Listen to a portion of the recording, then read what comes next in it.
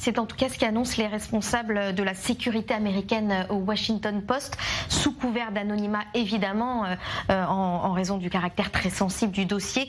Le transfert a été entaché de problèmes techniques, dit le communiqué. Lors des premiers tests effectués par les Russes, les drones iraniens ont connu de nombreux échecs.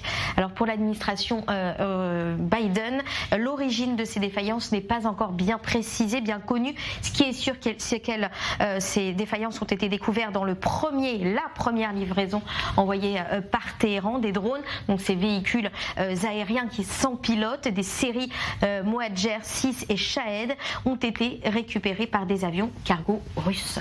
Alors, il s'agit du premier lot de drones arrivé en début de mois depuis un aérodrome iranien. Oui, des avions cargo russes qui ont quitté l'Iran le 19 août dernier. Ils ont discrètement récupéré 2 types de véhicules aériens sans pilote. Ces drones sont considérés comme des appareils militaires de haut de gamme de l'Iran, capables de transporter des munitions pour des attaques contre des radars, de l'artillerie, d'autres cibles également militaires. Et du coup, les États-Unis vont surveiller de près l'arrivée d'autres drones censés arriver donc en Russie dans les tout prochains jours. Et Olivia, ce n'est pas la première fois que la Russie utilise des drones de fabrication iranienne. Non, l'Iran avait déjà utilisé ces drones avec succès en Syrie, en Irak également. La Russie qui dispose à ce jour de 1500 à 2000 drones de surveillance militaire, mais elle possède peu de drones d'attaque qui sont capables de frapper avec précision des cibles profondément à l'intérieur du territoire ennemi.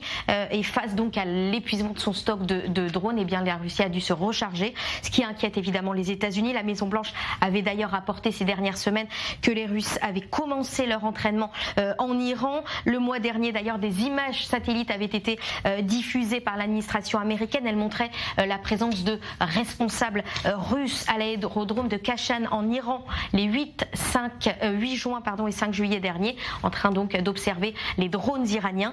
Et cette livraison évidemment inquiète Washington, d'autant plus qu'elle tente toujours d'inciter Téhéran à un retour à l'accord nucléaire de 2015.